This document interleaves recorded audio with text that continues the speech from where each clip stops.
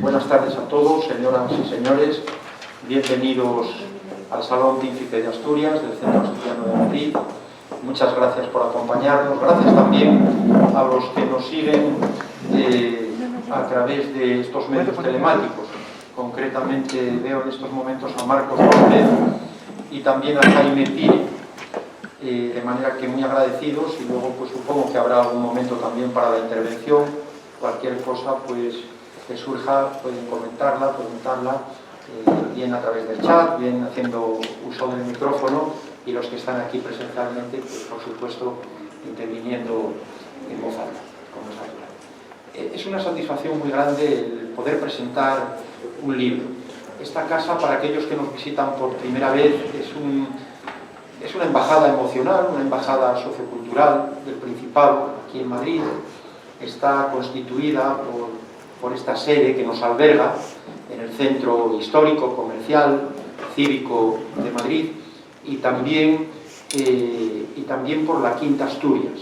La Quinta Asturias, que es una finca a 25 kilómetros de Madrid, con un gran potencial. Es verdad que tiene esto también una doble faz, porque luego hay que mantenerlo y son tiempos difíciles para todos, también a nivel institucional, pero bueno, estamos haciendo todo lo que se puede y desde luego pues encantados de que nos puedan visitar en algún momento y disfrutar con nosotros, ¿no? Como digo, constituye todo esto, este patrimonio dual, pues un rinconín de nuestra querida tierra aquí en Madrid. Y ya van a ser, esperemos, el 2 de octubre, 141 años, que se dice pronto, de historia, con sus discontinuidades, con su complejidad, con su dinamismo, pero llegamos hasta este año 2022 con mucha ilusión, con la esperanza de dejar atrás definitivamente pues, este virus, esta crisis sociosanitaria tan pertinaz, tan terrible, que con sus ramificaciones y variantes pues, nos sigue golpeando, y poder hacer una vida ya verdaderamente normalizada. Por lo tanto, les animo a que nos sigan también a través de la web, el programa que tenemos, porque es muy variado y está compuesto pues, de actuaciones de nuestras agrupaciones, por ejemplo del coro, del grupo de teatro, tenemos también la banda de gaitas, la agrupación de baile y unos espacios fijos, lunes musicales, que son ya 34 años, se dice pronto, martes de la poesía, aunque en este caso se concreta en un solo martes al mes, el cuarto, y qué más, y también espacios de educación y salud, además de un foro de integración social que trata temas pues, de inclusión sobre todo, ¿no? Muy variados. Y junto a estos actos y espacios, pues tenemos otros muchos como el que hoy nos congrega, una conferencia, a veces son libros, y hoy estamos encantados realmente porque, bueno, yo creo que tenemos una deuda histórica de asturianía y de españolidad con la figura de Pelayo. Por cierto, hace poco, no sé si fue la semana pasada o hace dos, tuvimos en este mismo salón, no sé si lo sabéis, José Ángel y Ramón, pues presentamos aquí con ocasión de un cuadro que era la batalla de Covadonga. También nos habló el ponente Alberto Oehlin, un apellido alemán, un poco complicado de pronunciar. Pues abordamos este tema, ¿no? Y realmente era lo que sostenía este autor con toda razón, la necesidad de recuperar esta figura, de que se traiga a la actualidad, de que se conozca para conocer nuestra historia y sus implicaciones también, que son muy grandes, como tú destacas en esta novela histórica que nos trae con una sola palabra entre interjecciones, Pelayo. Y se dice Pelayo y decimos efectivamente gesta, una hazaña sin parangón, decimos también bravura, valentía, cristianismo, decimos asturianía, decimos españolidad, y entonces estamos verdaderamente contentos y muy agradecidos por haber sido elegidos para la presentación de este libro. José Ángel Mañas es una persona, pese a su juventud, pues muy conocido, un escritor perteneciente, voy a leer unos datos que también figuran en el propio libro, un escritor perteneciente a la generación de novelistas neorrealistas de España, que iniciaron sobre todo en la década de los 90. Ganó un premio Goya al mejor guión adaptado en el año 95 y ha publicado las novelas Historias del Cronen, supongo que sería Goya relacionado con la película. Sí, la película, efectivamente. Basada en esta novela, una película pues, realmente impactante y bueno, que ha sido un hito en muchos aspectos. Historias del Cronen, la novela, fue finalista del Premio Nadal y otras novelas, con su permiso. Por ejemplo, Mensaka, Soy un escritor frustrado, Ciudad rayada, Mundo burbuja, Caso Karen, El secreto del oráculo, La Bella, Sospecha, Caso Ordayaba, Todos iremos al paraíso, Conquistadores de lo imposible, Extraños en el paraíso, La verdadera historia de la movida madrileña, en audiolibro, El hispano, 5 volúmenes de sus episodios republicanos, y junto a Antonio Domínguez Leiva, la serie de novelas cortas El hombre de los 21 dedos y la novela El coautor de Matadero. También es autor de los ensayos Un alma de incandescencia, pensando en torno a Francine Charlotte, aforismos sobre pintura, El legado de los Ramones, la literatura explicada a los asnos, un escritor en la era de Internet y una conversación con Emilia Pardo Bazán. Bueno, realmente no pares de escribir, porque... Sí, lo he leído todo. Son muchos, ¿verdad? Son muchos. En 2019 ganó el Premio Ateneo de Sevilla con La última juerga, secuela de aquella gran primera novela Historias del Cronen. Sus libros han sido traducidos a varios idiomas. En el nombre, bueno, esto ya es un poco como empieza el arranque de la novela, pero eso es mejor que nos lo cuenten. De manera que te felicitamos reiteradamente, José Ángel Mañas, y ahora que veo aquí a Jaime Pírez, espero que nos esté escuchando, por lo menos figura aquí en el internet, es decir, que está virtualmente con nosotros, y a lo mejor surge en algún momento. Yo tengo que decir que, claro, precisamente decía el conferenciante hace 2 semanas que se discutía si la batalla de Covadonga había sido en el 718 o en el 722. Bueno, como quiera que sea, es ahora cuando se celebra, ¿no? Cuando se conmemora en este 2022. Y yo me pregunto, Jaime, y a todos, pero seguramente después se podrá responder, si no procedería una gran película. Cuando estuvo en el 2019, yo estaba en el extranjero y lo recuerdo perfectamente, estuvo Mel Gibson visitando Covadonga, etc., y alguien le debió animar. A lo mejor no estaría mal que desde los centros asturianos le animasen, ¿no? A ver si nos quiere escuchar y se hace una gran producción cinematográfica.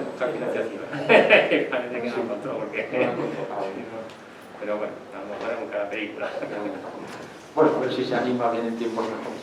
Y con nosotros está también Ramón Villa, que es colaborador en Zenda, y además va a hacer una presentación. Este es el protocolo que habíamos establecido. Yo daré ahora la palabra a Ramón Villa y después intervendrá finalmente él.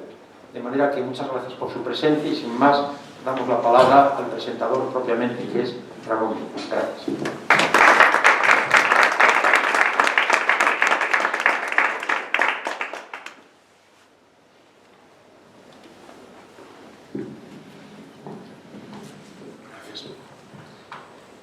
Buenas tardes, bienvenidos todos y bien hallados los que se encuentran al otro lado de la cámara. Para mí es un gran placer y es un orgullo, como obetense y asturiano que soy, el estar aquí hoy y hablando de Pelayo y acompañando a mi buen amigo José Ángel Mañas. La biografía ya está expuesta a través del presidente y yo lo único que tengo que decir con respecto a José Ángel, que es uno de los intelectuales de finales del siglo XX. Aparte de novelista, poeta, ensayista, tiene varias novelas históricas y de personajes muy potentes y muy importantes. Estamos hablando del hispano, en el cual tiene a Retógrades, se llama el personaje, concretamente. Bueno, un personaje de una categoría no como la de Pelayo, pero de Retógenes. Estaba buscando, sí. Es un personaje histórico. Sí, pero era Idris, el narrador, está el padre, el histórico de Retógenes, sí. Y exactamente igual con los conquistadores de lo imposible. Y ahora escoges a Pelayo, que es el personaje histórico, porque hay que reconocer la importancia que tiene Pelayo como símbolo de Asturias, como símbolo de Gijón y como iniciador de lo que es la España. Lo defines muy bien y hablaremos de ello a lo largo de este tiempo, y en el cual Pelayo es mucho más que el personaje que se ha creado. Yo debo decir que en la labor de investigación de José Ángel es totalmente paralela a la que en el siglo XVI y XVII realizó el padre Carballo. Tengo aquí el libro que corresponde al facsímil escrito por el padre Carballo, que era un jesuita que había nacido en Ampasaguas, en Cangas de Narcea, y que se dedicó a recopilar todos los hechos destacables de la historia del Principado de Asturias. Empieza desde la prehistoria hasta el siglo XVII, que es cuando finaliza. Y en el proceso de investigación de José Ángel ha llegado, sin conocer el libro, porque lo hemos hablado y él no conocía el padre Luis Alfonso de Carballo, llega a las mismas conclusiones que el padre Carballo.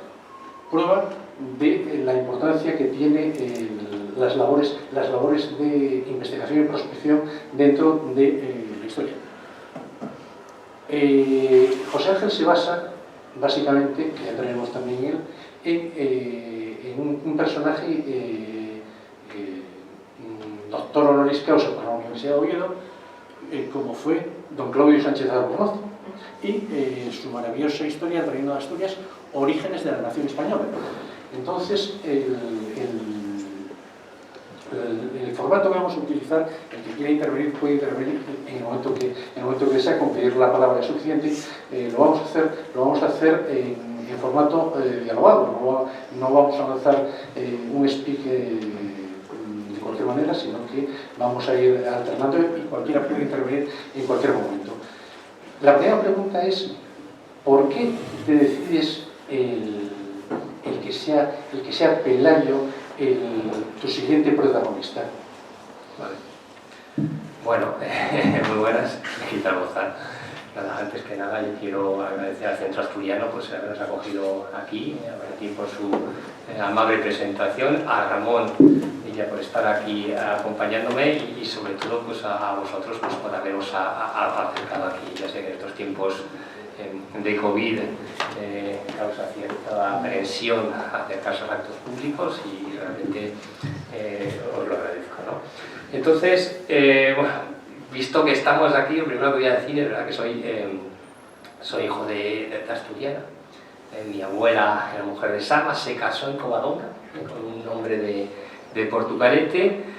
Allí creció en Sama mi madre, luego bajó a León, y ya de León pasó a Madrid, donde conocí a un madrileño y la cosa continuó de otra manera, ¿no? Pero es verdad que yo tengo un apego emocional importante al norte, de Asturias en concreto, a Cantabria también, que al final, bueno, por razones familiares hemos acabado viviendo mucho en esta región, y de hecho mi propio físico es bastante asturiano, ¿no? Entonces, los que conocéis, antes han leído mis obras, pues sabéis que mi literatura, sabéis que soy una persona que soy muy consciente de que escribo para una comunidad determinada, que escribo desde esa comunidad, que me interesa mucho la realidad española. Los artistas que yo aprecio son artistas que saben remangarse y meter por los brazos hasta el codo en esa realidad. No me gustan nada las torres de marfil, y siempre es verdad que una parte de mi producción es el realismo contemporáneo, por decir, a veces me enfrento a esa realidad de frente, ¿vale? Pero a veces, esto decía Sun Tzu en sus libros sobre arte de la guerra, a veces no siempre es el camino recto, lo más loco que le lleva más rápido de un punto a otro. Pues a veces para entender ese presente hay que pasar por ello, por el pasado, y eso lo hago yo bastante. mis novelas históricas, pero siempre con el mismo objetivo, que es de entender esta realidad española, ¿no? Entonces, esa realidad, pues hay, en primer lugar, hay una geografía física que es importante, hay un idioma, en mi caso hay varios idiomas, pero bueno, el mío es el castellano, y luego hay una cultura que en su sentido más vasto, pues prácticamente todo lo que puede producir una sociedad, ¿no? Esa cultura es una geografía sentimental, y dentro de esa geografía sentimental pues hay unas cimas. Esas cimas suelen ser las figuras heroicas, ¿no?, que produce cualquier cultura.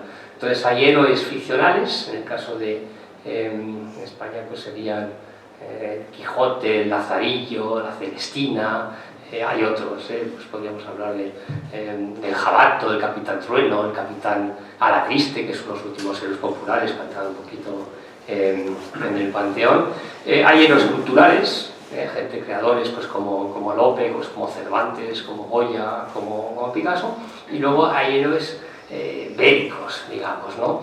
Pues gente pues como Hernán Cortés, el Cid, el gran capitán o Pelayo. Entonces yo me he ido interesando por estas figuras heroicas, verdad que antes Ramón pues has mencionado Conquistadores de lo Imposible, y es verdad, es cierto que esa novela, pues digamos que me interesé pues por las figuras de Hernán Cortés, Pizarro, Almagro. Esa fue mi penúltima novela histórica. En la última, El Hispano, me interesé por un héroe colectivo, que es Numancia, que eran las numantinas, y me faltaba, o sea, de alguna manera era natural en algún momento llegar a Pelayo, ¿no? Entonces, ¿qué es lo que me atraía? Pues Pelayo te atrae todo, ¿no? Es una especie de, una suerte de padre fundador, es una figura que tiene un aura extraordinaria y al mismo tiempo desconocida, o sea, realmente no tan conocida como debiera, me acorde con su importancia histórica. Entonces a mí me gusta mucho decir que es el rey Arturo español. Creo que hay similitudes, son dos grandes reyes cristianos en el origen de sus respectivas naciones, surgen los dos en un contexto céltico, que es una peculiaridad, y los dos se enfrentan a invasiones, ¿no? Entonces quizás la diferencia principal es la literatura que han generado, ¿no? Si uno coge Arturo, pues claro, es que ya en el siglo XII pues está Chrétien de Troyes, que era el mejor poeta de Francia en ese momento. En el siglo XV Thomas Mann recrea todos prácticamente los principales mitos, los recopila, los mitos artúricos. En el siglo XX ya llegan por los Monty Python, Excalibur, las películas. Recientemente pues en Francia acaban de estrenar una serie también que retoma paródicamente el mito artúrico, pero bueno, lo refresca. Y yo creo que por encima de Arturo, dentro de los grandes héroes de la humanidad, pues es que solo está Ulises, si acaso, ¿no? O sea, está muy arriba.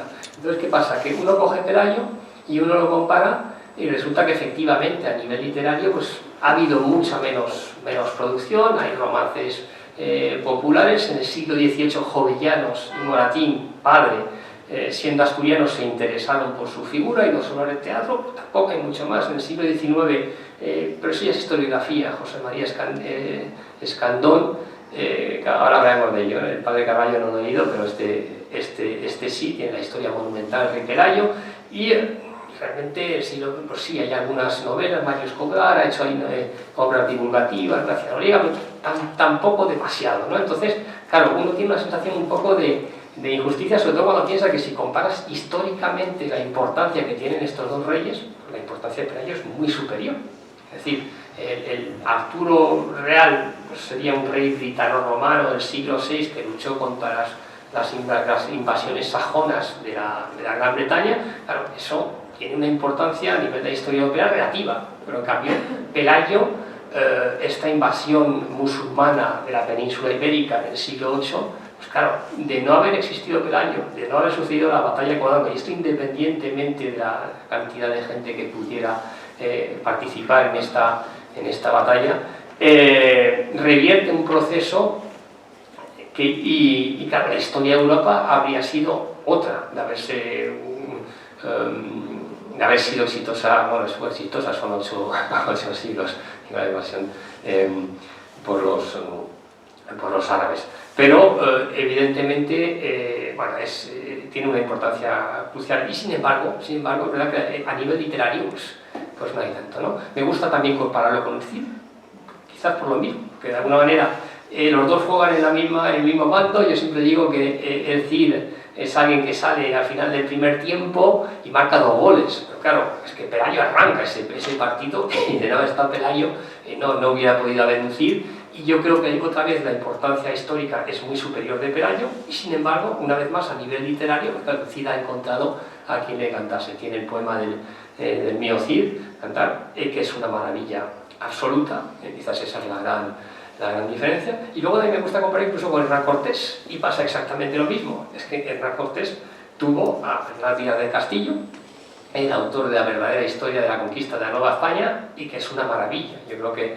los que hemos trabajado en el periodo, aquí está Xavi y seguramente estará de acuerdo conmigo, posiblemente sea la crónica mejor que hay de lo que fue la conquista de América, ¿no? Y entonces, claro, la sensación que uno tiene es que Pelayo, con todo lo importante que fue, pues que no ha tenido quien le cante su gesta, ¿no? Y le falta literatura realmente. Y yo la sensación que siempre he tenido es como que la literatura tiene una cierta deuda con él y bueno, lo que he procurado de alguna manera con mi novela, modesta, ¿no? Pues en términos absolutos es ridículo pensarlo, pues es saltar una parte de esta deuda, ¿no? Es verdad que estos mitos son cuestiones colectivas, o sea que no basta una persona, ¿no? Pero bueno, yo tengo la sensación de haber puesto una piedra más a este edificio pelayesco y que yo espero, creo que debe crecer más todavía. Antes mencionaste a Mel Gibson, y es verdad que se sabe que vino aquí y que estuvo a punto de hacer una película, y es normal, que es lo que vio un gran héroe, vio Braveheart, vio un paisaje extraordinario, los picos de Europa, y alguien que se enfrenta a una situación extraordinaria, que es esta invasión. O sea, la persona lo tiene todo como para dar una buena película. Sí, lo de Mel Gibson es cierto.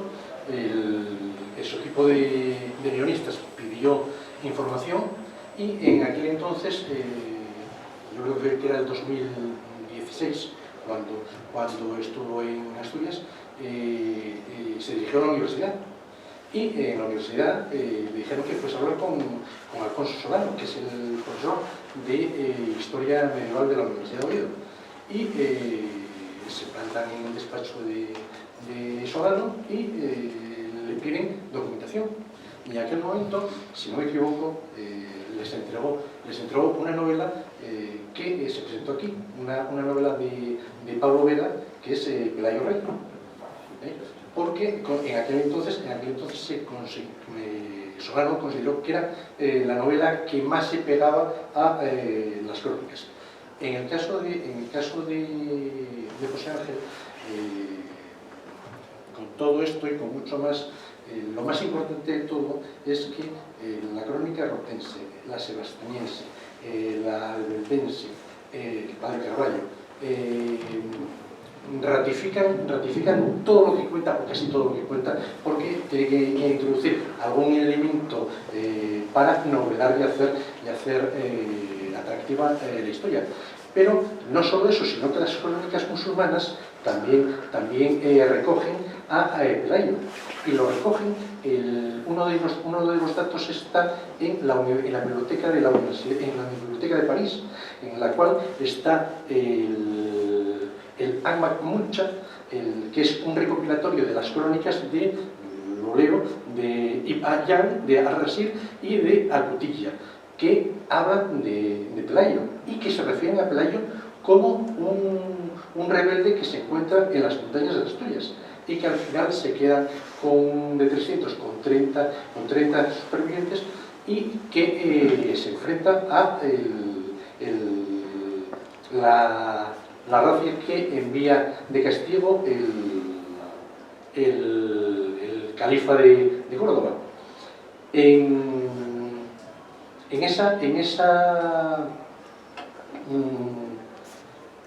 ya llegaremos a ello, en ese roce de castigo termina en Coahuila y termina de la manera que se cuenta ahí. Pero referido a lo que antes comentabas, quiero hacer mención a que Claudio Sánchez Alcántara recoge que la batalla de Coahuila se produce el día de la Arafa del año 103 de la Egira, es decir, el 28 de mayo de 722. Es la fecha que fija en base a las crónicas árabes y musulmanes y a su investigación. Es decir, está perfectamente prefijado. Además, yo no estoy de acuerdo con lo que algún historiador dice que la batalla de Coahuila fue en el 718, porque en 718 es la fundación del Reino de Asturias, que además se conmemoró de esa manera hace 3 años, concretamente en Asturias. Y estamos en el año de la batalla de Coahuila, concretamente. José Ángel, uno de los elementos que utilizas de enganche a la historia es la narración. Haces que narre la historia la hermana de Pelayo.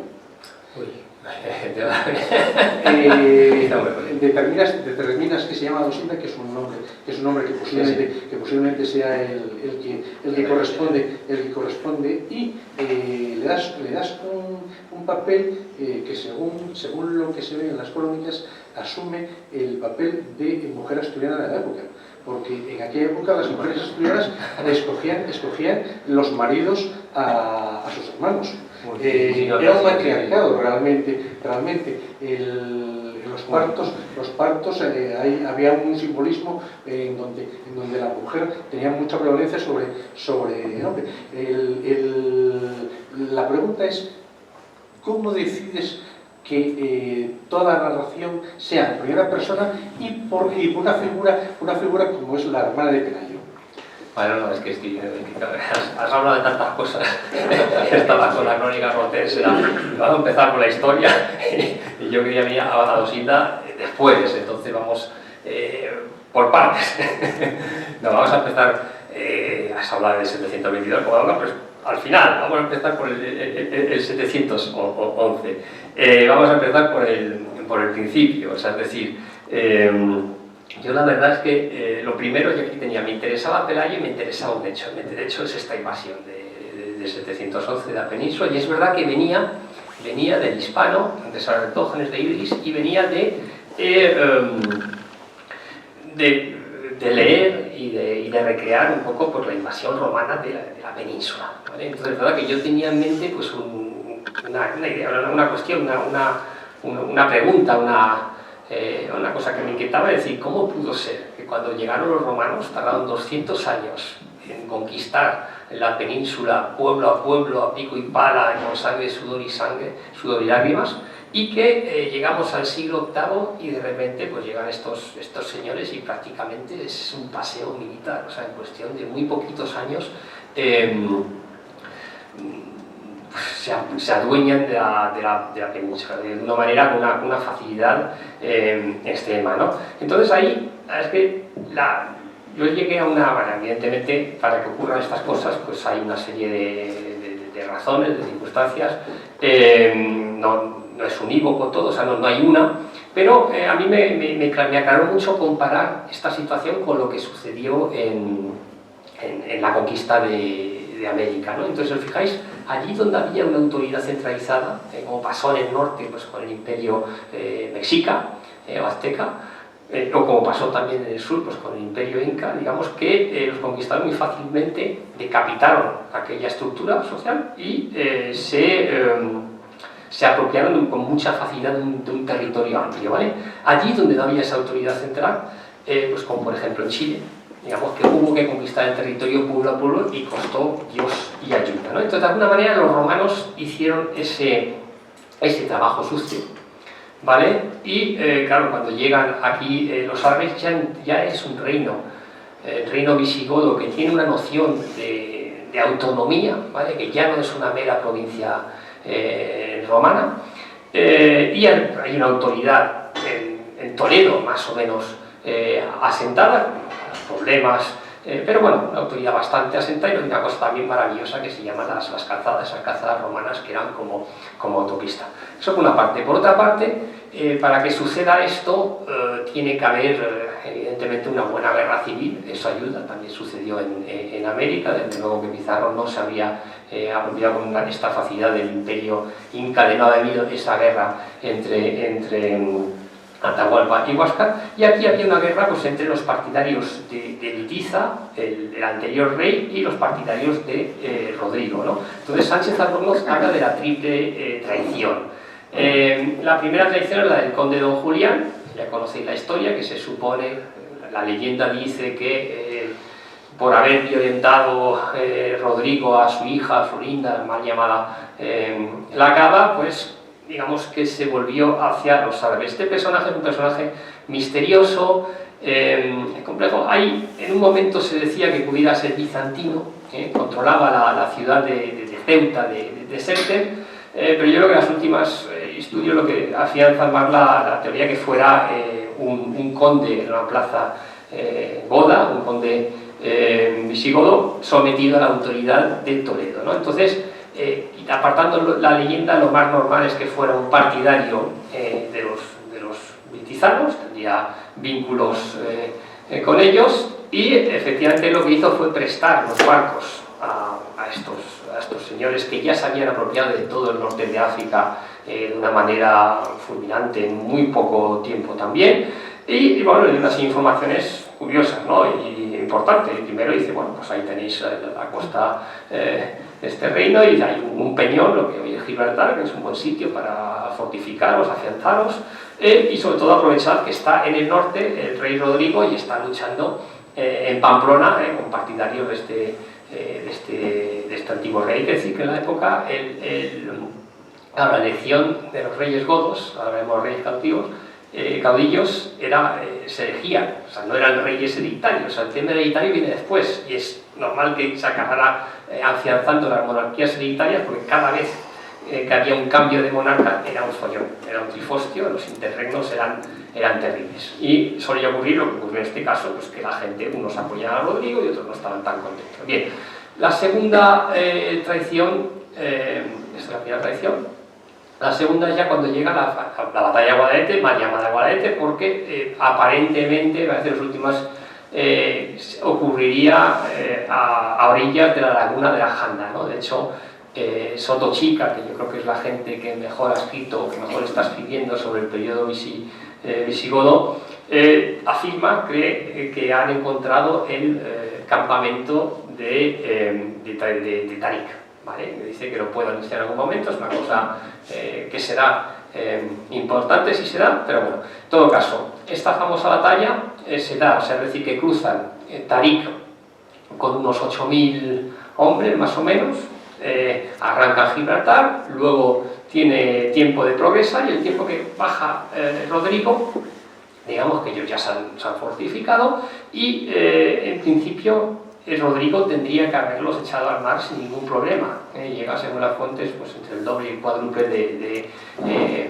de hombres. Tenía un cuerpo muy poderoso, que es la caballería pesada visigoda, que era un cuerpo bueno, que ya había probado su eficacia en batallas contra los romanos en la época bajo imperial, que les habían vencido, y realmente aquello lo más normal es que hubiese ganado. Entonces, ¿qué es lo que pasa? Pues que avanza Rodrigo, pues tiene su infantería, tiene sus dos alas, cada uno de ellos de caballería, ¿vale? Y esas alas de caballería las controla un señor que se llama Sinderedo, y otro un señor que se llama Opas. Y da la circunstancia de que tienen vínculos, son familiares de Litiza, el anterior rey. En las batallas lo que ocurre, bueno, si Bandano decía que el fútbol es un estado de ánimo, pues la batalla muchísimo más, ¿no? Entonces lo que sucede es que en un momento dado estos dos flancos de caballería van a traicionar a Rodrigo, en mitad de la batalla se da la vuelta, incluso cargan contra ellos, y a partir de ese momento, pues eso, el estado de ánimo de la batalla, pues unos se galvanizan, otros se vienen abajo, hay una desbandada, y claro, se abren directamente las puertas de España con esas maravillosas calzadas, y a partir de ese momento pues van a tener pues las puertas abiertas, ¿no? Entonces a mí eso era lo que me apetecía, lo que yo quería, lo que me interesaba más de esta obra, y de repente buscaba un héroe, ¿vale? Y evidentemente uno piensa en Pelayo, pero es verdad que yo la idea que tenía de Pelayo es que era un personaje, yo lo veía como una especie de outsider,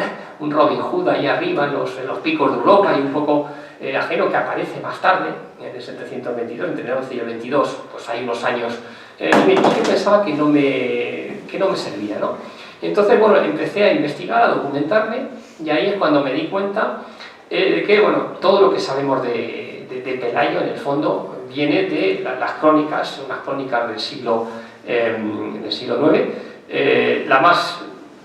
La que se da más valor es la de Albeldense, es la primera, la de 883, es por ser un independiente, por decirlo así, es un monje vigila que escribe este cronicón, y luego hay dos versiones de la crónica de Alfonso III, la rotense, que es la primera, se supone que la escribió él. Hay unas expresiones que en principio solo emplea un rey, nosotros hacemos 2 veces, emplea esta fórmula, y luego está la sebastianense, que es una versión corregida de la rotense, ¿no? Entonces, bueno, pues, yo llegué, no pasé por el padre Carballo, pero bueno, por Escandón, por las cosas que iba leyendo, por Sánchez Albornoz, por supuesto, pues llegué, bueno, a estas que Sánchez Albornoz tiene un ensayo, un estudio muy interesante donde habla de estas tres, compara estos tres textos, pues digo, bueno, uno hay que ir a las fuentes, ¿no? Entonces empiezas a meterte en las fuentes y empiezan a salir anécdotas que las fuentes son muy escuetas, ¿eh? O sea, son estos cronicones, uno empieza a venderse pues desde Roma hasta su actualidad, y realmente da muy poquita información sobre cada periodo. Dice, hay un rey, va a decir, reinó tres años, me parece, dice, fue muy débil, pasa al siguiente. O sea, da informaciones son muy escuetas, ¿vale? Lo que corresponde, lo que concierne a Pelayo, a lo mejor es media página, ¿vale? La rotense un poco más porque se extiende más, pero bueno, pero hay anécdotas que, claro, para un novelista son oro, ¿no? Entonces, la primera, esto en la Albeldense, hay un momento en el que dice que el padre de Pelayo, en tal familia, duque, dice, le mata a bastonazos el rey Witiza en Tui. Entonces hay que decir que Tui en ese momento Tui es la capital de uno de los 7 ducados visigodos, el ducado de Galicia, que en aquella época, claro, no era Galicia, era el norte de Portugal, era León, era Asturias, era Cantabria, era un pedazo de territorio muy extenso, y equivalía un poquito a lo que sería el Principado de Asturias hoy, en cuanto a que el heredero del trono llegaba a Tui, era un poco la capital del antiguo reino suevo, y allí bueno, se rodaba, ejercía el gobierno actual de ese ducado, antes de, siendo rey, pues ya cuando era rey, ocuparse de todo el reino visigodo. Entonces, claro, eso ya para mí, lo bonito es que ya tenías un personaje que ya no es un Robin Hood, un outsider, era alguien cuya familia tenía vínculos con la familia real, ¿vale? El segundo detalle, la rotense, que es para mí la mejor, la más novelesca, la que se extiende más en lo que concierne a Pelayo, dice que fue un expiatorio del rey Rodrigo, también dice el rey Witiza. Hay algunas cosas, hay que tener cuidado, bueno, por lo menos vamos a quedarnos con el rey Rodrigo. Entonces, claro, los espatarios de la época eran una suerte de guardia de corps del rey, del monarca, ¿no? Bueno, los hechos serían los jóvenes una especie de pajes, entonces, claro, si Pelayo fue espatario de Rodrigo, dado que Rodrigo, que no duró nada, Rodrigo duró un año, pues es absolutamente plausible, lo más normal es que estuviera con él en Pamplona y que bajara a la famosa batalla de Guadalete, ¿vale? Entonces, otro dato que ayuda a ceñir el periplo de Pelayo. Y a partir de ahí, el siguiente punto de su historia, y ahí ya yo me he apartado, ya nos tenemos que apartar, ya no es el padre Carballo, porque esto es una información que viene un poco después, es Mérida, ¿vale? Entonces, en Mérida hay que decir que después de esta desbandada sea, Mérida fue de las ciudades que más resistió, ¿vale? Mérida en aquella época era una ciudad santa de la cristiandad, ¿ok? En Mérida estaba Santa Eulalia, todavía no existía Santiago, ¿vale? No tenéis por qué. Y Santa Eulalia era la patrona de España en ese momento, o sea, del reino cristiano. Santa Eulalia, o sea, los primeros ritos de reconquista se dan a nombre suyo, o sea, es Santa Eulalia. Tiene una importancia absoluta, ¿vale? Entonces sus reliquias están en Mérida y digamos que era como bastante lógico, se sabe por estudios que en ese momento, en algún momento, Egilona se va a acabar en Mérida y resisten, ¿vale? Resisten, es una ciudad, además de Tarik, que fue el primer ejército que llegó, en algún momento aparece Musa, y Musa va a asediar a Mérida, ¿vale? Y ahí es la segunda vía, porque las crónicas nos dan una parte de información, pero la verdad sí, hay otra parte de información sobre la leyenda de Pelayo que es igualmente interesante como novelista, y yo no sé si como historiador, pero es que en un momento dado, y esto se dice, yo no fue el padre Carballo, pero yo lo vi a través del libro de José María Escandón, pues se dice que Pelayo pudo ser quien trasladó las reliquias, las famosas reliquias que luego acabaron en el Arca Santa en Oviedo, ¿vale? De Toledo a Mérida, ¿vale? Entonces ahí ya uno tiene que empezar a tomar decisiones novelescas. Yo ahí, claro, te puede tirar la novela y puedes empezar a hablar del Paño Santo, pero vamos, a mí ya eso se me quedaba un poco, se me iba mucho, ¿no? Entonces yo la decisión que tomé con Pelayo me parecía que bastante razonable, después de una serie importante de Mérida, siendo la ciudad importante, la ciudad santa cristiana que era, que pudiera trasladar las reliquias de Eulalia al norte, que ya sabéis que esto, la patrona de Asturias es Santa Eulalia, no es Covadonga, o sea, entonces a mí me gustaba esta leyenda, que o esto no sale en las crónicas, ¿vale? Yo creo que es una historia posterior que viene del siglo XV y que retoma, yo lo he encontrado en Escandón en el siglo XIX, creo que está en el padre Carballo, no está, evidentemente no está validado, pero como novelista a mí sí me interesaba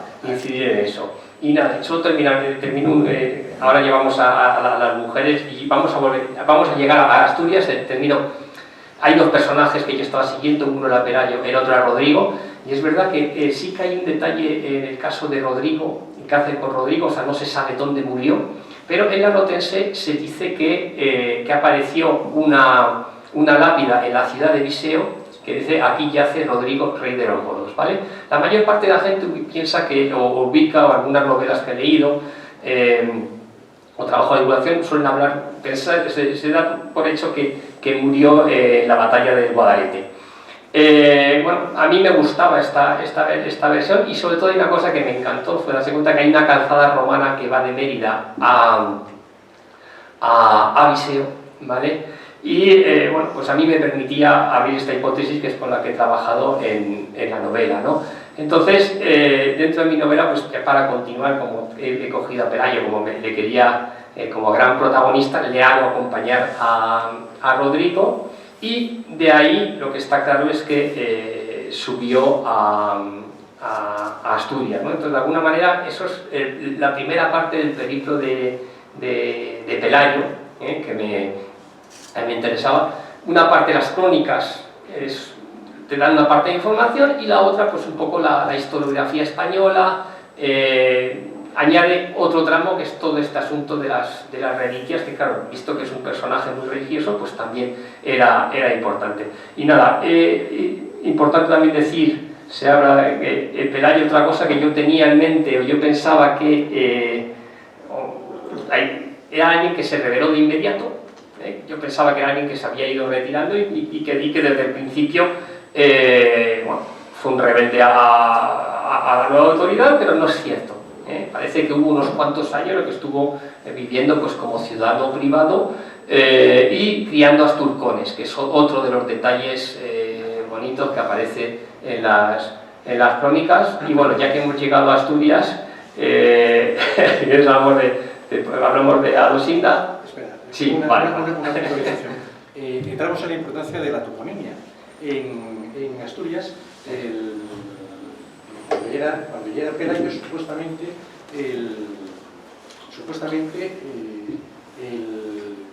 el arca con todas las reliquias la entierra en un sitio que se llama Monsacro. Ya la palabra ya es lo suficientemente claro. Es en Aramo, es en la zona en donde en estos momentos está el famoso puerto de la Tuiru. Allí es el Mont Sacro. Hay dos ermitas. Delante de una ermita hace un agujero que se conserva todavía, y ahí es donde está enterrada, donde queda enterrada el Arca Santa con todas las son muchas reliquias las que tiene, y muy cerca de allí aparece, que todavía existe, un pueblo que se llama Santa Eulalia de Mérida.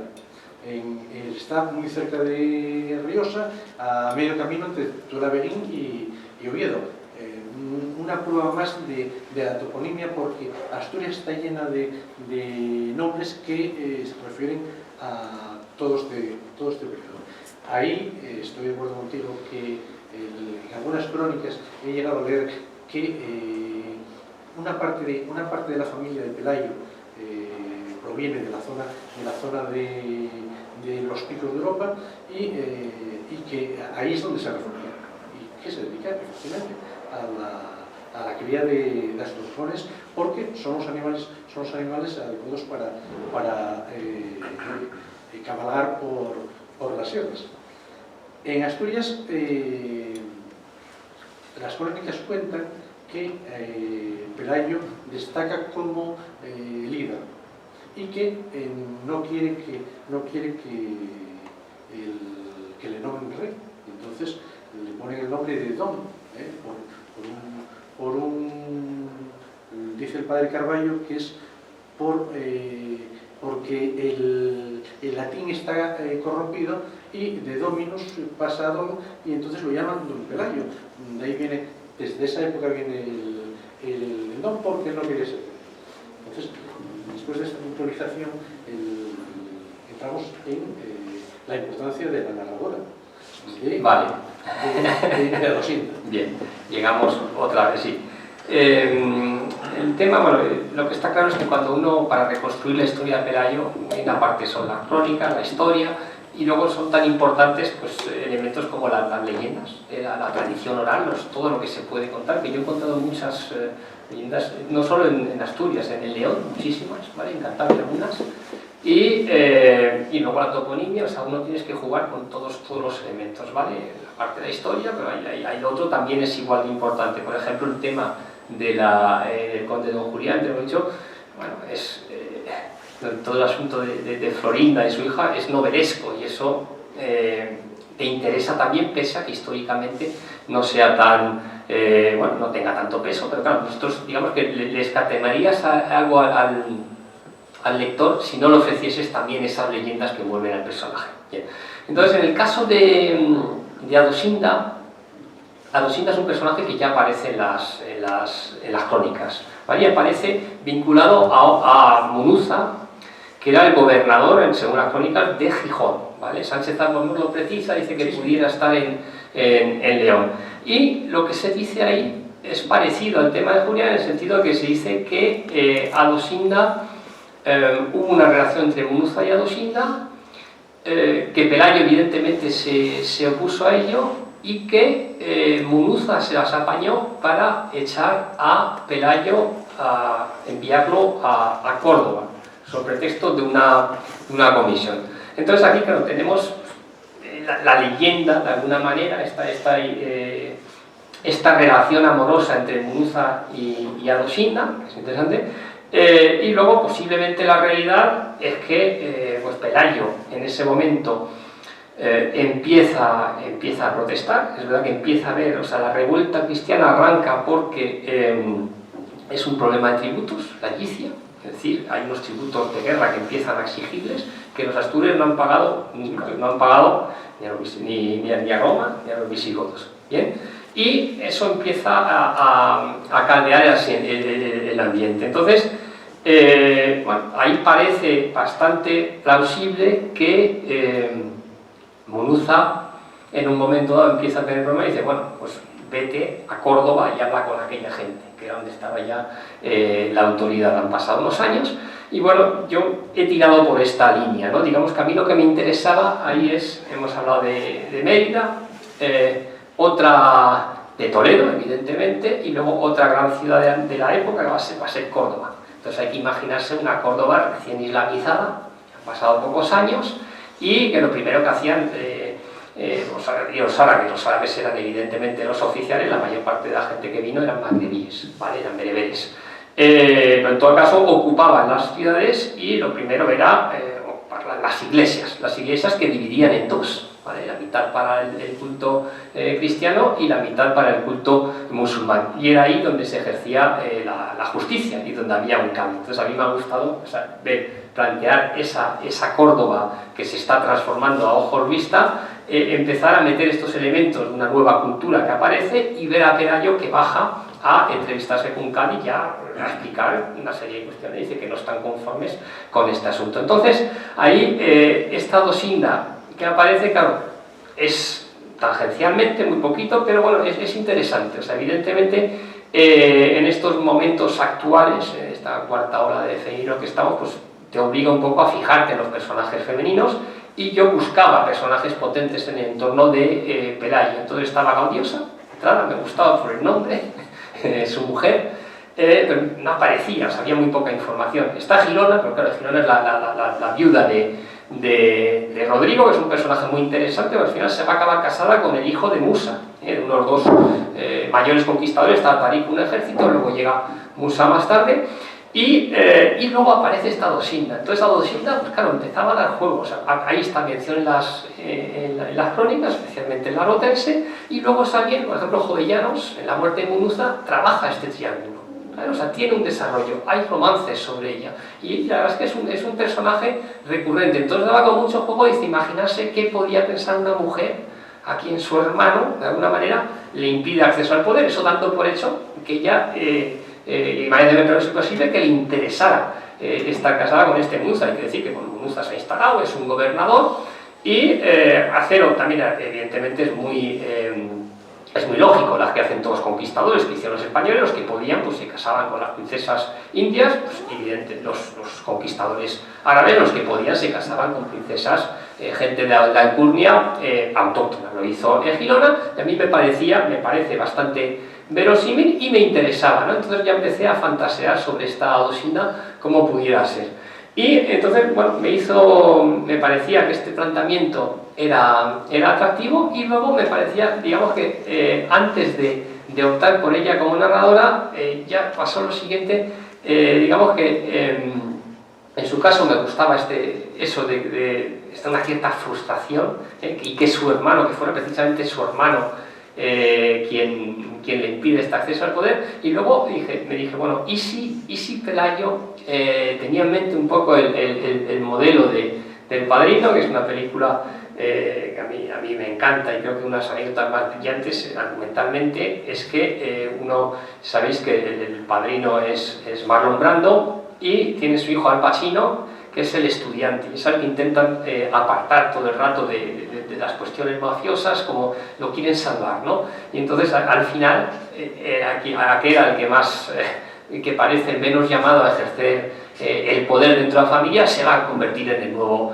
Padrino, ¿no? Entonces con este modelo argumental me dije, joder, y sí, qué bonito sería si Pelayo en un principio no le interesase el reinar, no le interesase el poder. Ya sabéis que tiene esta imagen como muy pegada a la cruz religiosa, y dice, bueno, ¿y si es alguien que siente pues esta llamada de Dios, un poco beato, y en un principio no quiere? Entonces eso me daba un recorrido muy interesante de un extremo al otro, que claro, se va a convertir en un gran líder de hombres, en un gran guerrero, en un gran gobernante, a los 19 años, y como todos los líderes, pues acaba siendo maquiavélico y muy pragmático, ¿no? Entonces las dos cosas juntas me daba, me daba un desarrollo muy interesante del protagonista y una narradora que lo cuenta con un punto, con cierta frustración, cierto resquemor, cierta envidieja también, o sea, cierta, como yo no, o sea, yo que quiero no puedo, encima es él quien me lo impide, y él que en principio, joder, no quiere, acaba haciendo. Entonces, eso era el planteamiento argumental que yo trabajo, y es verdad que conecta con una cosa que has mencionado antes, que es el asunto de las mujeres y un cierto ambiente que hay en el norte matriarcal. Ya sabéis que Estrabón decía esta anécdota de los cántabros en concreto, ¿no? que cuando parían las mujeres, pues salían a trabajar y los hombres se metían en la cama, ¿no?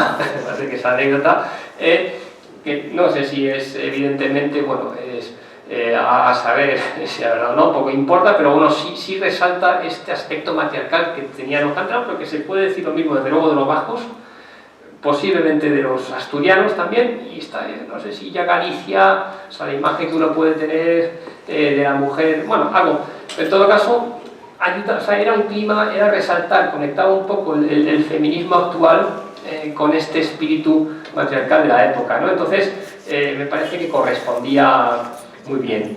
¿Y dónde habíamos dejado?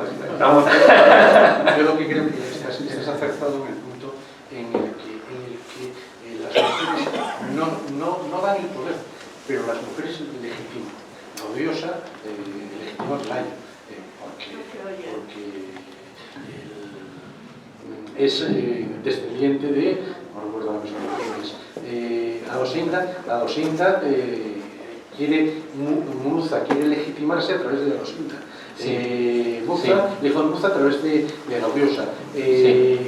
Después Adosinda, la segunda, la reina importante legitima a Alfonso II el Casto. Munia a Furela. Es decir, hay una serie de reinas importantes que legitiman, no transmiten la legitimidad, pero sí legitiman el poder.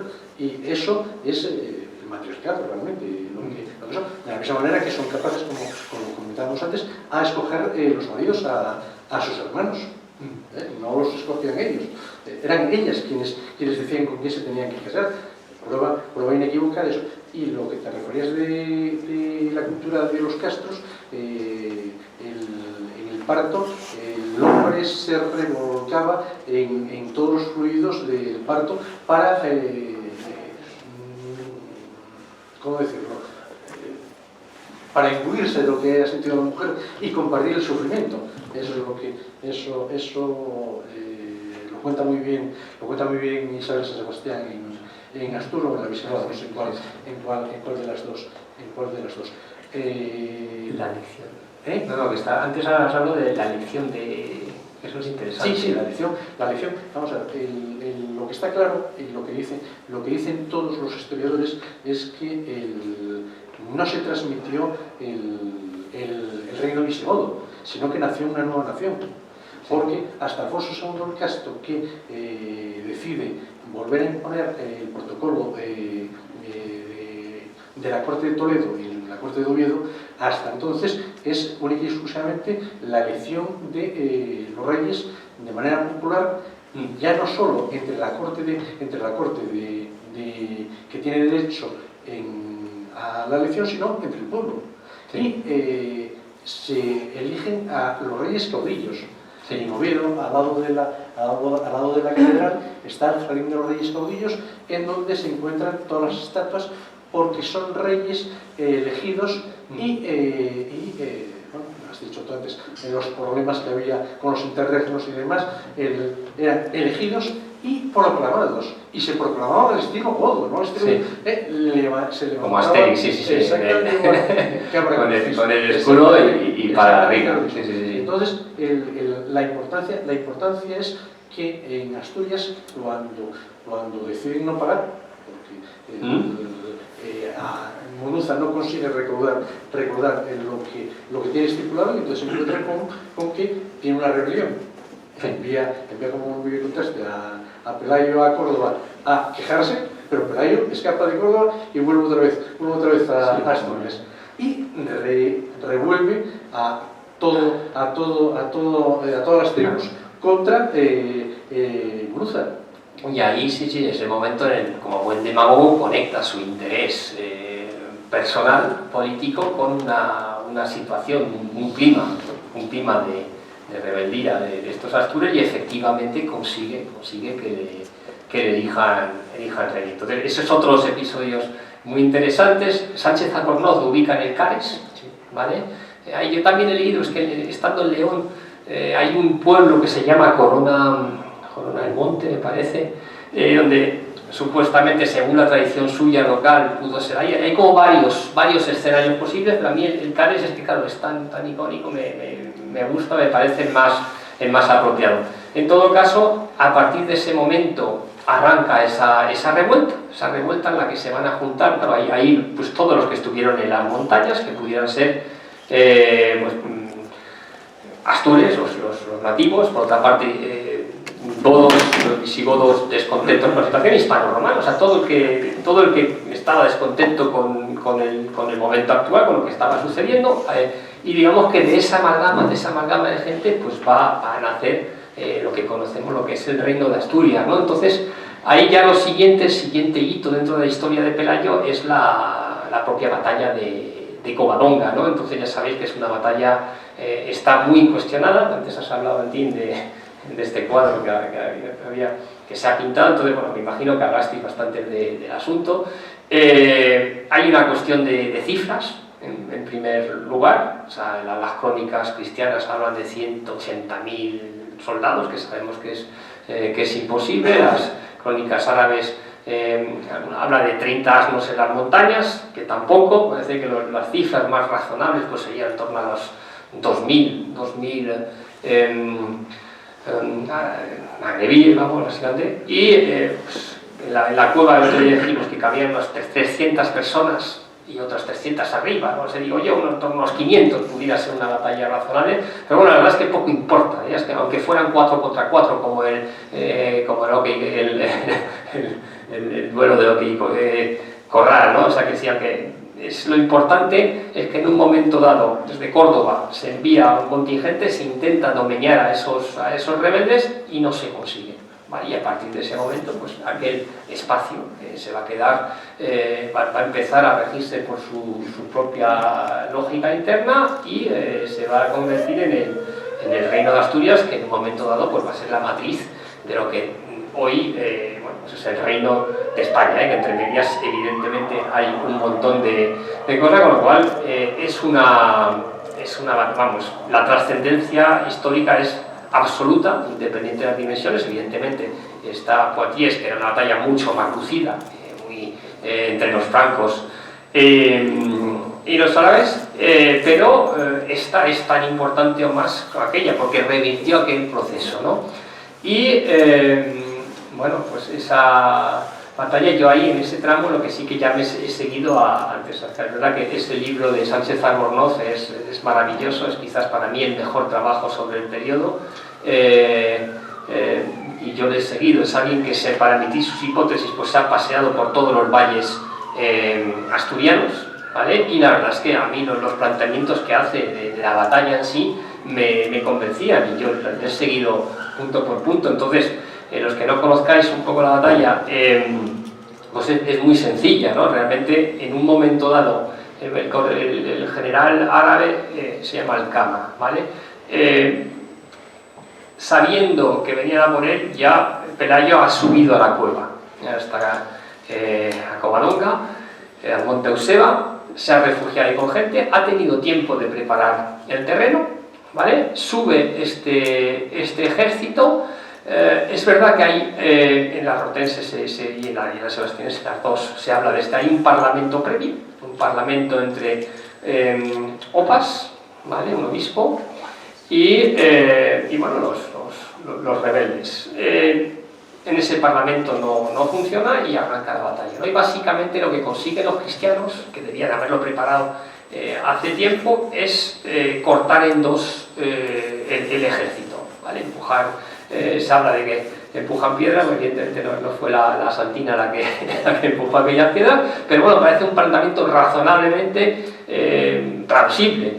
Se lo habrían preparado, tendrían las piedras, los troncos, lo que fuera, todo lo que pudieran improvisar, y consiguen, por una parte, cortar al ejército en dos, y por otra parte, en esa primera confrontación, muere Alcama. Con lo cual hay una desbandada de ejército musulmán, y entonces los que se quedan cortados, la mitad que se queda para atrás, pues acaba huyendo. Luego se les une Munuza por el puerto de la Mesa, que de hecho se llama el puerto de la Mesa por eso, pues porque se supone que Pelayo, después de vencerles, pues puso la Mesa. Eso por una parte, y por otra parte los que quedan, la parte delantera del ejército en desbandada, pues huye, pues parece que se meten por el Cares, según lo que dicen las crónicas, y llegan hasta Liébana, y los van siguiendo y los acaban masacrando igualmente. Entonces es un planteamiento, a mí me parece razonable. Yo lo he seguido, evidentemente es el clima de mi novela, con lo cual ahora me interesa que haya una batalla lucida. Pero bueno, evidentemente, ¿qué pasa? No sabemos exactamente dónde fue, pero bueno, hay que ver cómo fue el sendero, cómo era. O sea, es difícil visualizarlo exactamente, pero bueno, cuando uno sube a Covadonga, es verdad que es una pared vertical, y es verdad que te metes en esa cueva y es muy difícil de tomar. O sea, entonces, a mí vamos, ya sabéis que hay gente que cree que ni siquiera existió. Yo me la creo, o sea, me la creo en unos términos razonables. Lo has dicho antes, está el estado de ánimo. Sí. Una parte, yo creo que una parte importante de la derrota viene por el estado de ánimo de las tropas musulmanes. Las tropas, según las crónicas, pensaban que lo tenían ganado, y en el desprecio hacia el enemigo se encontraron con que no era así, con que los cristianos habían preparado la batalla. Como dices muy bien, incluso llegaron los moros, llegaron a utilizar, ¿cómo se llamaban? Funímbulos, las ondas funámbulos, para atacar, y incluso se habla de que llegan a saltar con escalas la cueva. Sí. No, y se habla, los detalles que da la crónica, pues es eso, como que se volvían las flechas contra los propios musulmanes. Bueno, sí, yo creo que hay un intento de asalto. Posiblemente no se esperaban, que de hecho los parlamentos no se esperaban esta resistencia. Pero ellos pensaban que llegaban y que con su presencia era suficiente para que se rindiesen y aceptasen el pagar los tributos, y ahí se acababa todo. Sí. Pero se encontraron. Vale. Sí, bueno. No, vamos a ver. Bueno, básicamente, de todas maneras, que ha visto, esos son un poco los puntos importantes del periplo pelayesco. Realmente no sabemos más, nos hemos remitido a estos sitios. Bueno, sí sabemos, después, ojo, es que después, claro, el reinó, claro, es que si fuera eso, reinó 19 años, y es un tramo importante de la Reconquista, porque baja a Gijón y baja a León. O sea, quiero decir que además de todo lo que decimos, hay una batalla sí, en el desfiladero en un valle paralelo al desfiladero de las Casas, y hay otra batalla en Cornellana, y hay otra en Cangas de Tineo, que son escaramuzas posiblemente, pero que acaban con toda la resistencia mora que hay en la región. No, lo que decimos es que realmente que cubre, o sea, es un trazo, o sea, realmente es importante lo que hace Pelayo, el arranque del Reino de Asturias. Y bueno, nosotros nos hemos parado, es verdad que en la novela nos paramos en Covadonga, y yo creo que es un buen sitio para detenerse. Es realmente la parte conocida de la historia. Lo menos conocido quizás es lo anterior, pero bueno, yo ahora sí lo que me gustaría un poco abrir, hemos hablado mucho, y bueno, pues abrir la charla a vosotros si queréis intervenir alguna pregunta que os parece, y bueno, sí, dime, sí. Pues es que yo no me interesan las batallas, yo quiero más la vida de Pelayo. Y aquí casi que salimos todos en batalla. Sí, hombre, es un guerrero, sí, efectivamente, hombre.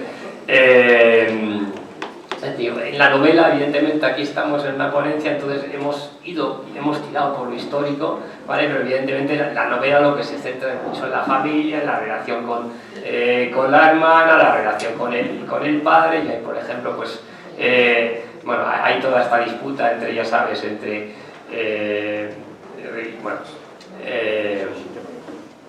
Revilla y Barbón sobre dónde nació realmente Pelayo. Yo ahí me he ceñido sobre todo a este detalle de las crónicas en Tui cuando matan a su padre, ese momento en el que hablo de su núcleo familiar, y evidentemente lo que pasa es que a partir de ahí es la novela, nos tenemos que imaginar porque no sabemos mucho. El problema con Pelayo es que no sabemos prácticamente nada, sabemos estos hitos, y lo único efectivamente que la novela te permite meterte en el personaje y recrear lo que fue su vida y sus relaciones pues con su... Pero habrá registros de esa vida, ¿no? Como la no cueva hay, de Covadonga, ¿o no? No hay. Hay registros en estas crónicas, son muy puntuales, está cubierto en broma, es como no sabemos mucho, no sabemos prácticamente nada, pero ahí está, lo bonito de la novela es meterse en la época, recrear la época y conseguir vivir, o por lo menos entender cómo podía ser esa época y cómo podía pensar la persona humana capaz de hacer estas cosas. Pero ya entramos en lo novelesco, pero efectivamente sí forma parte del trabajo, y en la novela yo he recreado, bueno, dentro de lo que te permite tu imaginación, esa vida. Y, perdona, hay muchas leyendas. En la historia de Pelayo hay historias sí, que son mitos, que son falsas, que no son ciertas, que a lo largo del tiempo se han ido deformando. El ermitaño que está en la cueva y que se encuentra un día Pelayo con el ermitaño y que tiene acogido a uno que ha huido de Pelayo y que le dice, que eso daría para una novela y para un gran episodio, que le dice el ermitaño a Pelayo: está resguardado en sagrado, no puedes cogerlo. Además, piensa que tú un día puedes resguardarte en sagrado, efectivamente, en la cueva. Pero es una leyenda, y de eso hay muchas. Y de eso en la novela de José Ángel no hay prácticamente nada. Y luego tiene un hijo que mata a un oso, según las crónicas, y una hija que se casa con Alfonso I, evidentemente, claro, hay una riqueza humana ahí, pero claro, nosotros tenemos que adivinarla o tenemos que imaginarla a partir de los poquitos elementos que tenemos. En esa época es el siglo VIII, es la Alta Edad Media, hay muy poquito, y es la dificultad de este siglo, mientras que si nos llegamos al siglo XV sabemos muchísimo de lo que sucedió en la toma de Granada, por ejemplo.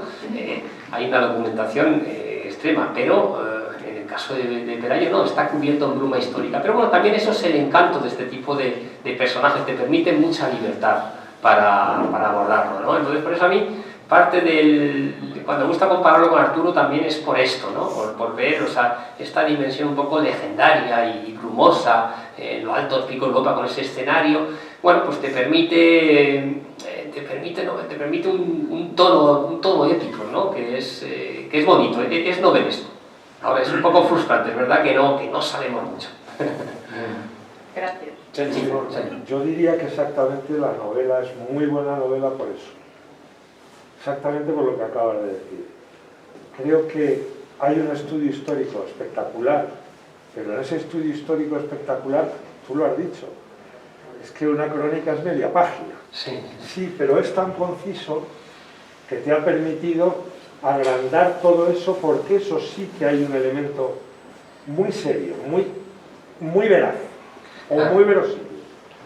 Yo creo que hay, sin embargo, algo que creo que hay que dejar perfectamente claro. Hay poca documentación, pero hay evidencias esenciales.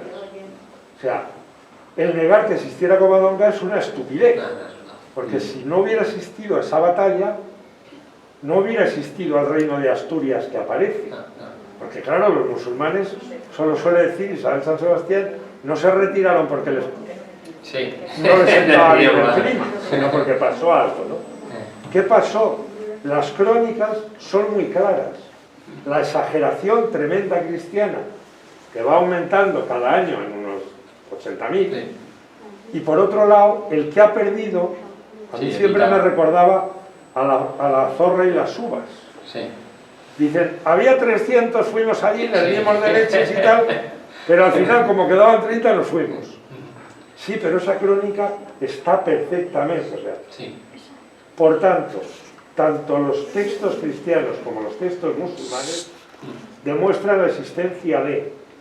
Y luego, las consecuencias de lo que sucede son evidentes. Totalmente. El gobernador musulmán ya no vuelve a aparecer por Gijón. No, Ya se construye ahí. Yo creo que la maravilla de la novela está en lo que tú al principio has señalado y que me parece el elemento esencial de todo esto. Tú has dicho además personajes que tenemos que por lo menos han pasado al primer estrato, que ha sido el de la literatura, el del cantar, el de la leyenda y el convertirse en un icono de la gente. Pelayo es un icono pero no tiene otra leyenda. Entonces, no tiene ni el cantar de Mío Cid. Yo de hecho soy de los que discuto profundamente la existencia de Arturo. Sé que a ti te gusta, pero la diferencia es que Arturo no se sabe muy bien No sabe nada. Sí, nada. sí, esto se sabe algo. Aquí Aquí hay hay una consecuencia. El Cid tiene un cantar y ese cantar le ha hecho. Yo creo que primero está la literatura, a Pelayo le falta, Hace falta, eso es una falla. y luego hay otro elemento que nos falta a todos, y es que el cine es anglosajón, También. y entonces Pelayo no está en el imaginario de hoy porque no está en la pantalla, y menos mal que Anthony Mann fue el Cid. Sí. Y espero que lo haga Mel Gibson, lo de Pelayo, porque como lo haga alguno de aquí, Pelayo acaba siendo un malvado asesino. Bueno, sí. Así que por favor que lo haga algún Sí, estadounidense, sí, sí. o en fin, o alguno que no sea uno de nuestros idiotas contemporáneos. No, pero eso está claro que evidentemente Nos en falta Hollywood, cuando tienen que hacer han tenido que hacer un película histórico, pues claro, era más Pero fácil, les venía antes a la mente Arturo que Pelayo, ¿no? Pero efectivamente lo que has dicho de Arturo sí que no hay nada.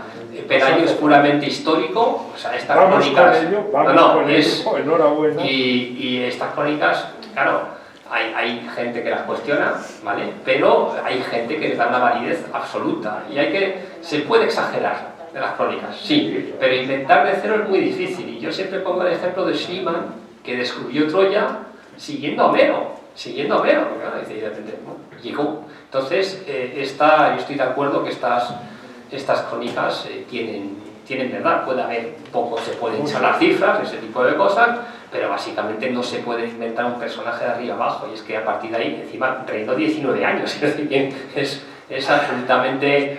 digo, y luego la batalla de Covadonga, evidentemente la trascendencia es máxima, ¿no? Entonces yo creo que en eso estamos... También nos hace falta un cuadro.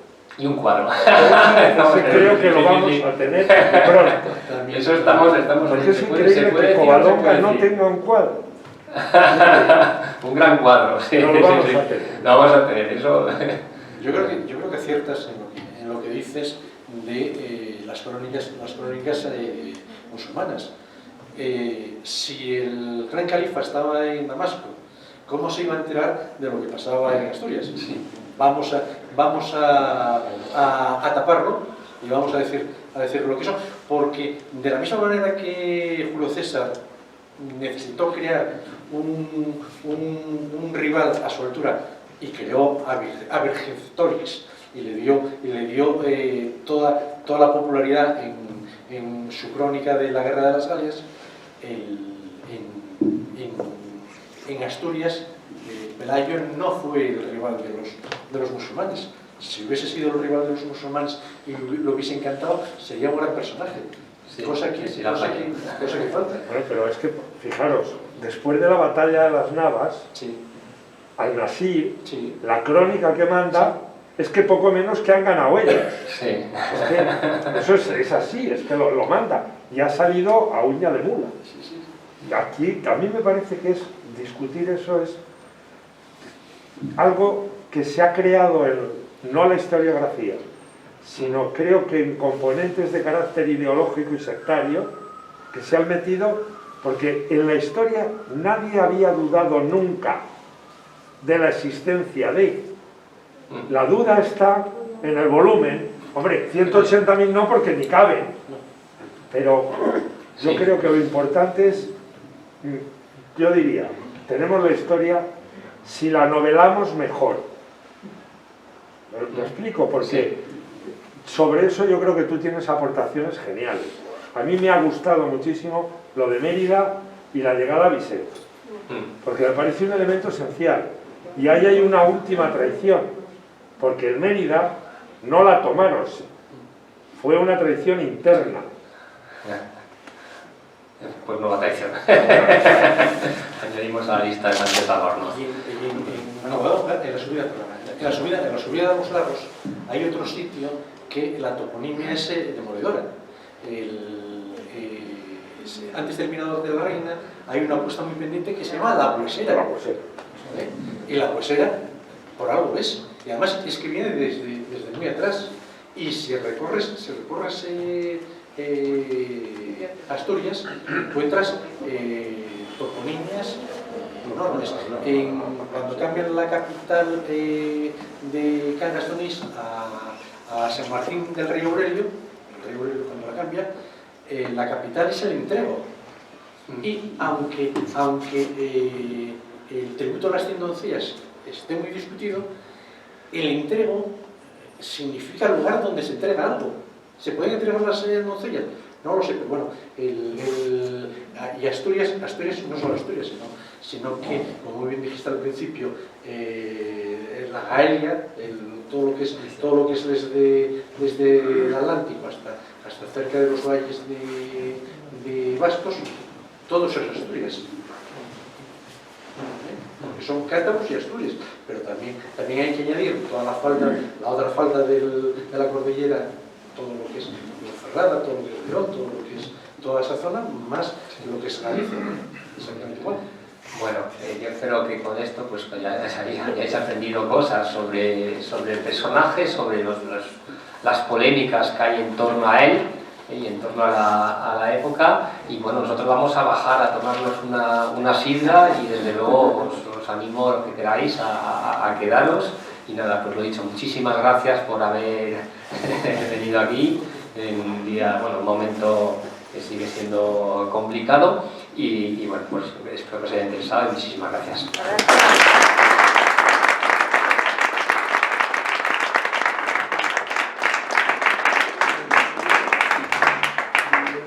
Bueno, José Ángel Ramón, habéis hecho una magnífica presentación y bueno, ya estamos un poco más enterados de quién fue Pelayo, don Pelayo. Y la verdad que hay muchas cosas exageradas, muchas exageraciones, pero la realidad tiene que basarse en algo, y es así. Y que fueron 180.000, me parece que a lo mejor es un poco exagerada la cifra, pero sí fueron muchos, porque seguramente en aquel sitio tan angosto, con los caballos y todo, entre ellos mismos, se pisaron unos a otros y murieron muchos bajo sus propios caballos. Tienen que ser muchos.